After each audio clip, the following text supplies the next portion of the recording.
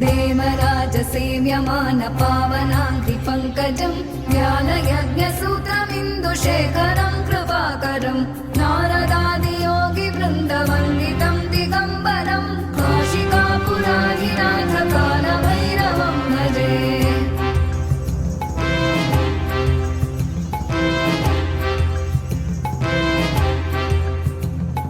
भानुकोटिभास्वरं भवाब्धितारकं परं नीलकण्ठमीप्सितार्थदायकं त्रिलोचनं कालकालमम्बुजाक्षमक्षशूलमक्षरं काशिकापुराधिनाथकालभैरवं भजे।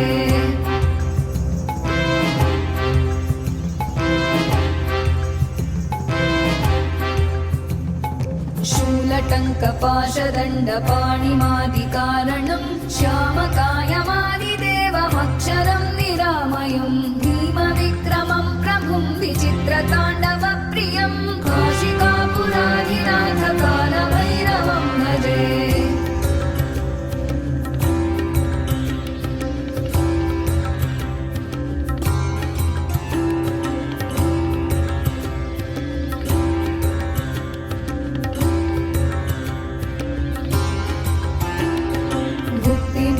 दायकं प्रशस्तचारुविग्रहं भक्तवत्सलं स्थितं समस्तलोकविग्रहं विनिक्मणन् मनोग्रहेम किङ्किणीलसत्कटिं काशिकापुराधिनाथकालभैरवं भजे।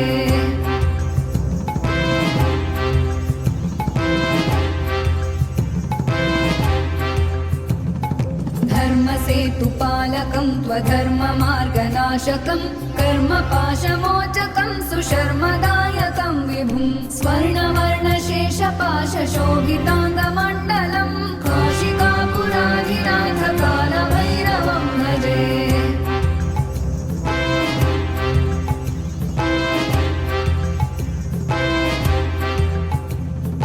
रत्नपादुकाप्रभाभिरामपादयुग्मकं नित्यमद्वितीयमिष्टदैवतं निरञ्जनं मृत्युदर्पनाशनं करालदंष्ट्रमोक्षणं काशिकापुराधिनाथकालभैरवं भजे।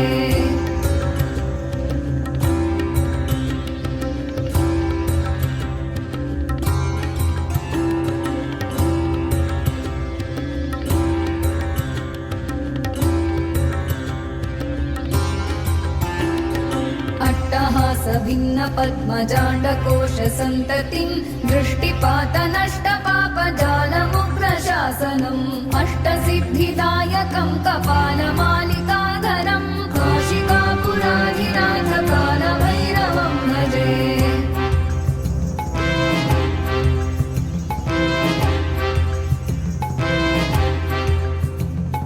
भूतसङ्घनायकं विशालकीर्तिदायकं काशीवासलोकपुण्यपापशोधकं विभुं नीतिमार्गकोविदं पुरातनं जगत्पतिं काशिकापुराधिनाथकालभैरवं भजे।